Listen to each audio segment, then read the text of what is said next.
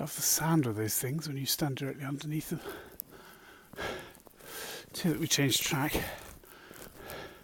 change course, change path.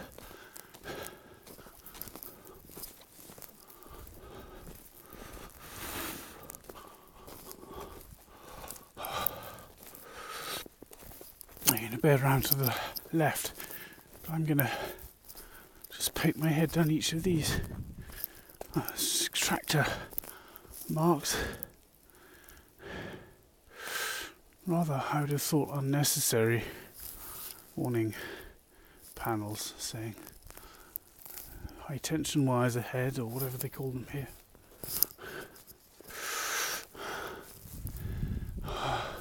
It's down to the woodman's house. Oh, it's not the Gallagher's land anymore, I think. Anyway, they've got some kind of easement or way leave or some species of... I remember talking about it with them once. Nice people. Oh dear. A little car down that track. That path bears round to the left after a bit and goes to West Malling.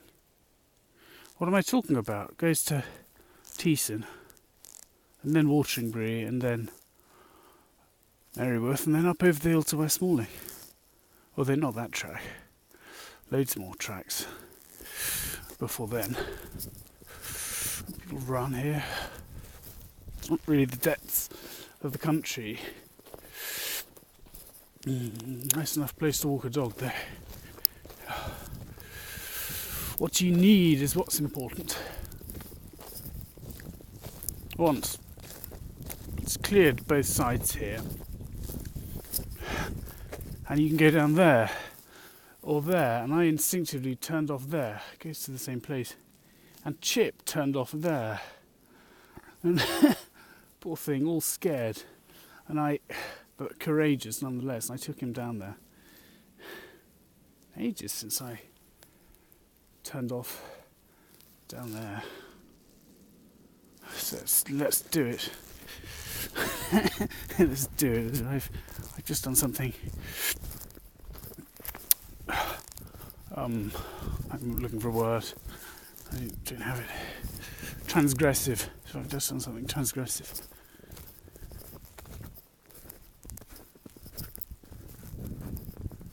It'll be very bumpy. No living being will ever sit through all 5 minutes of this. YouTube bots will many, many times. Or, at least for the analysis and processing of this.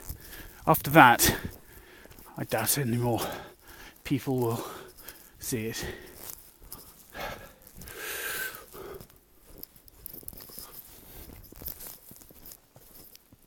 Although I suppose, if space-time is flat, and matter is precisely flat, that is, and the distribution of matter in the universe, this universe, so space-time being flat doesn't preclude there being others, people will see this in the far future as well,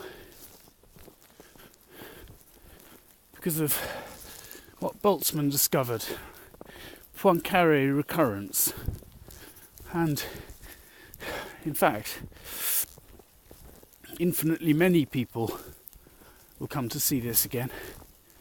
So this will live again in some odd sense, but I don't know if I happen to be precisely, well, if this is taken, if this is watched by an infinite number of people, then it's also made by an infinite number of people, captured by an infinite number of, bloody hell, I'm saying infinite. My mouth is dry because of the Elvance. Admission I'll edit from and every single possible variation that the law of this, the laws of physics could possibly allow for.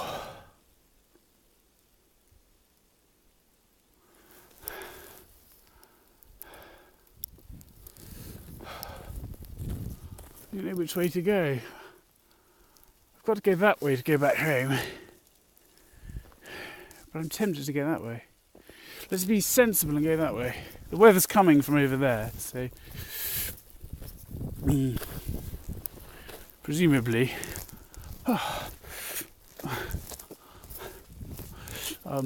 presumably what? Presumably if I head home this way, I'll get less weather on me.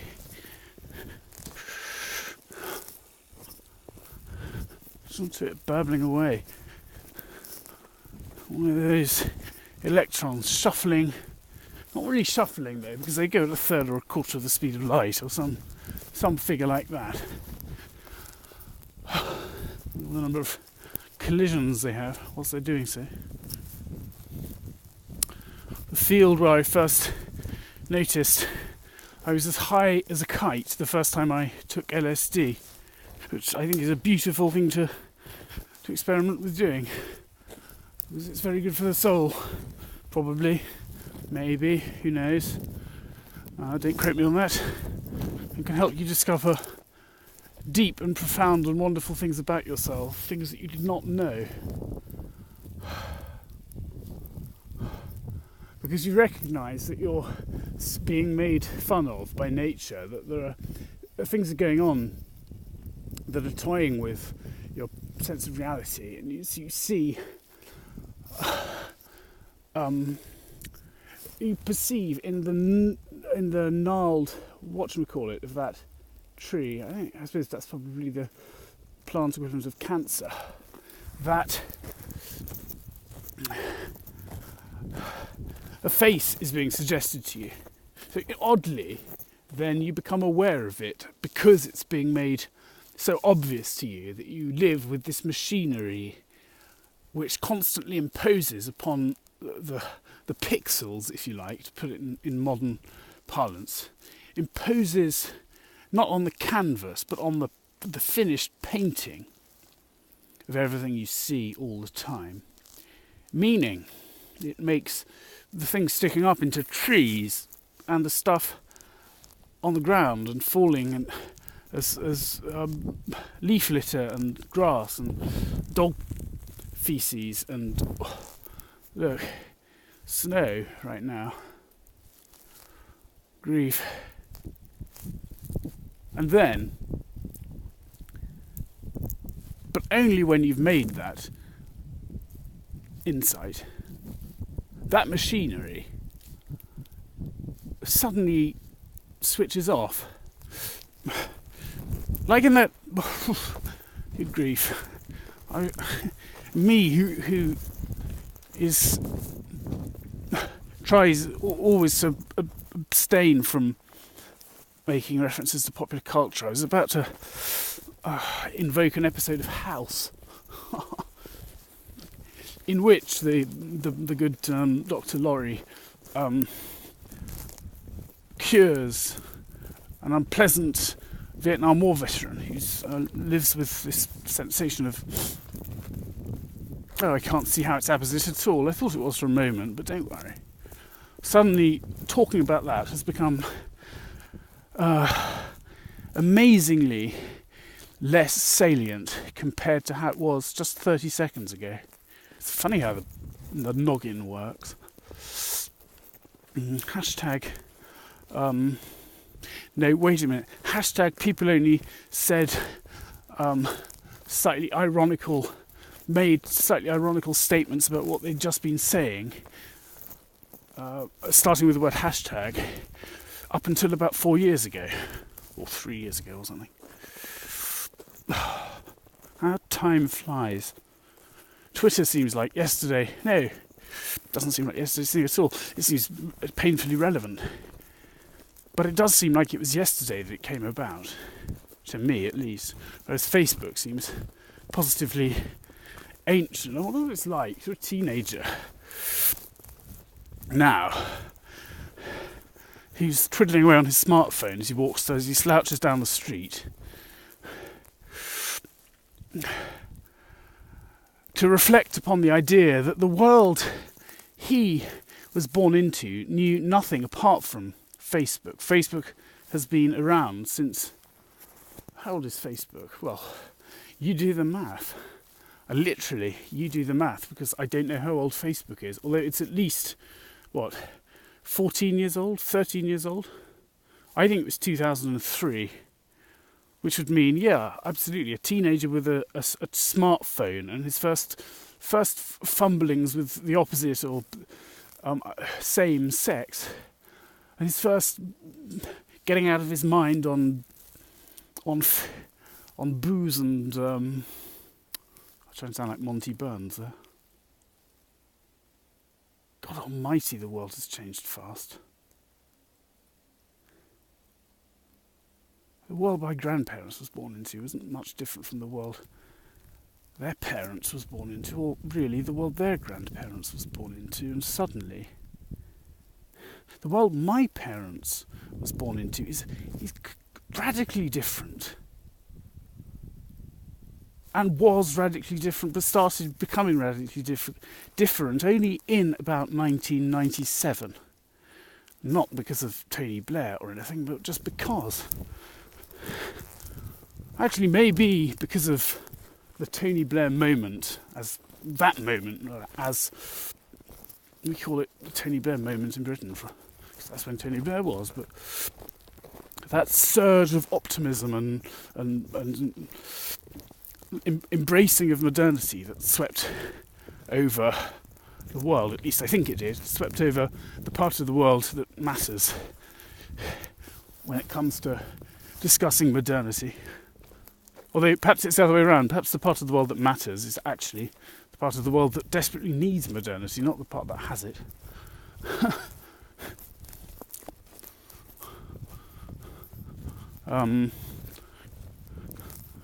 Yeah. Well, if I weren't ever so slightly tired and fed up, I would say hashtag wistful irony or something. I remember the first time I thought it might be a fine thing to spend my life writing, which is to say, to spend my time looking at things. Spend my life looking at things and saying what I see. Because it's really no more than that. Is I noticed in Hyde Park in 2001 with, winter term 2001 or January 2001 with lovely cutesy Dave Roberts with his beautiful mouth and Mark Hammond, close friends as we were, making Snowman in Hyde Park. It was lovely, Kensington Gardens. It was snowing really heavily. Sort of like this. It's snowing quite a lot now here. Unexpected. And what happened was I realised why I like snow so much. It's because because it changes what we look at radically.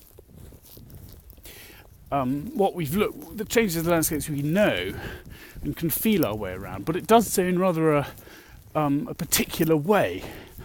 It hides from us most of the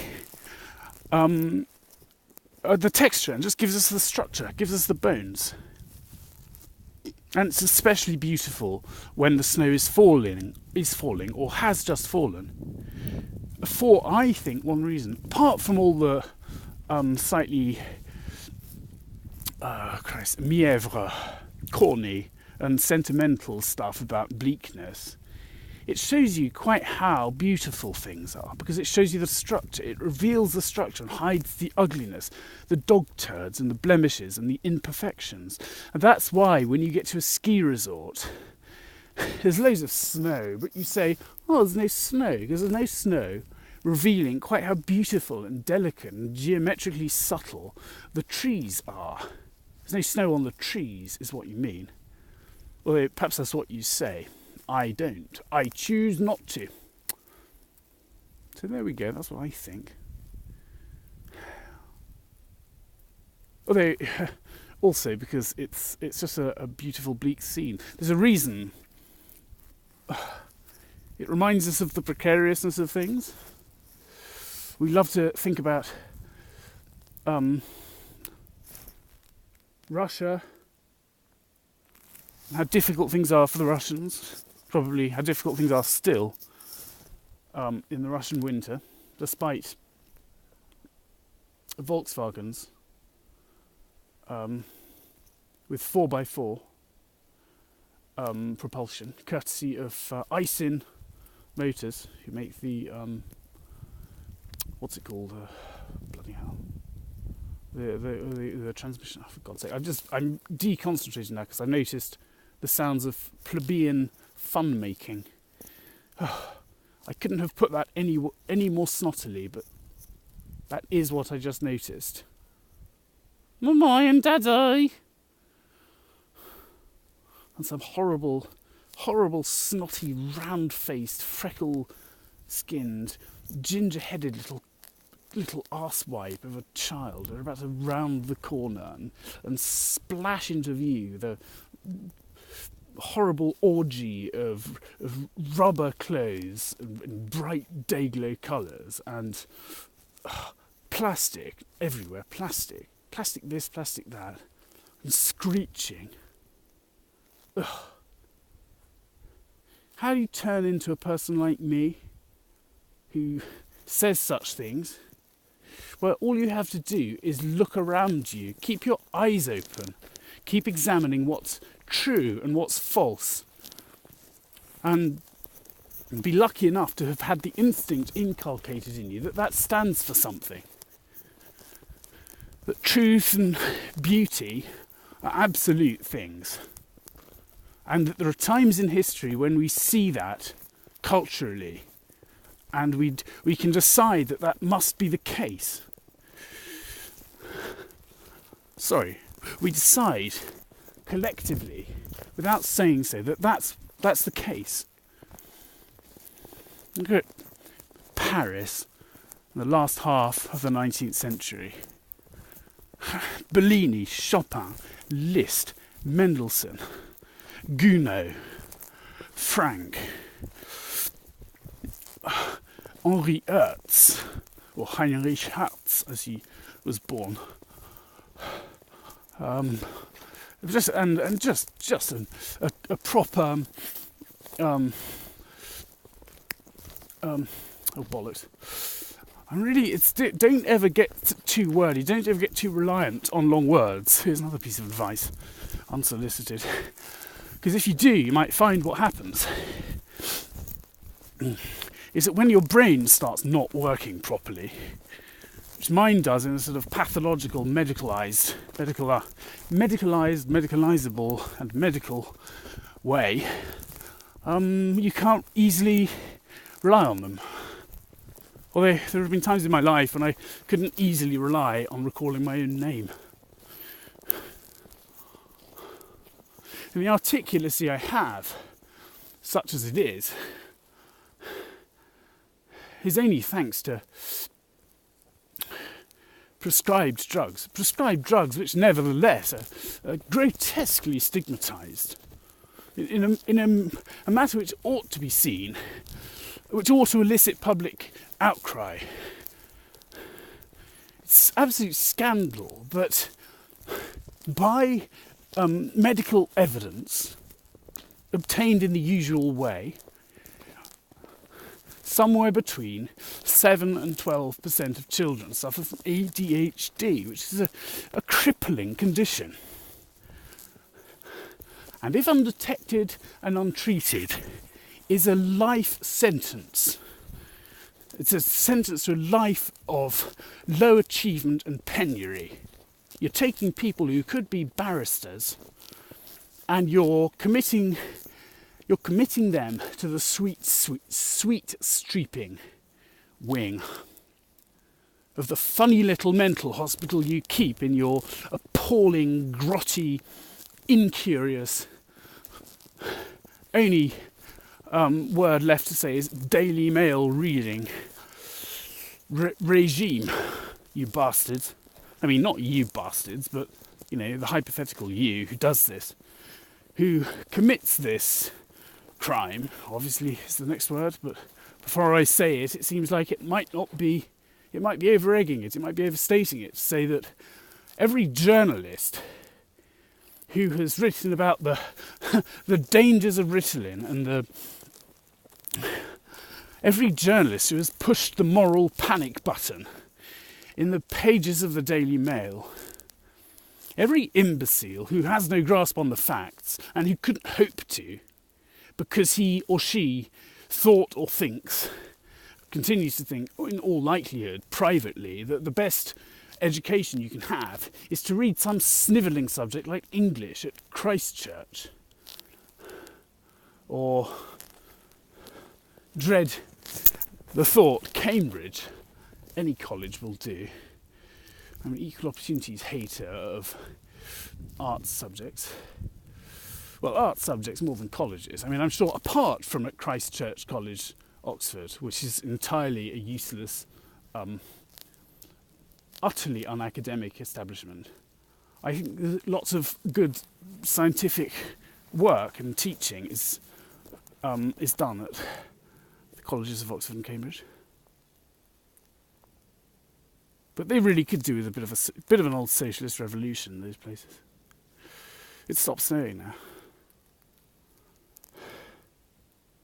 so I'm going to go home. But I'm not a socialist, and I wouldn't want you, who's listening to this, in one of the alternative unfoldings of what became of the video that was produced when, in a very, very distant future, Graham's number of years hence, the atoms of the universe reconfigure themselves into such a way that this video spontaneously comes into existence, or that I do, and the planet Earth does, and that thousands of years of history elapse, and that then, on the 1st of March, or the 2nd of March, whichever it is, 2018, somewhere in West Kent, I should take this video.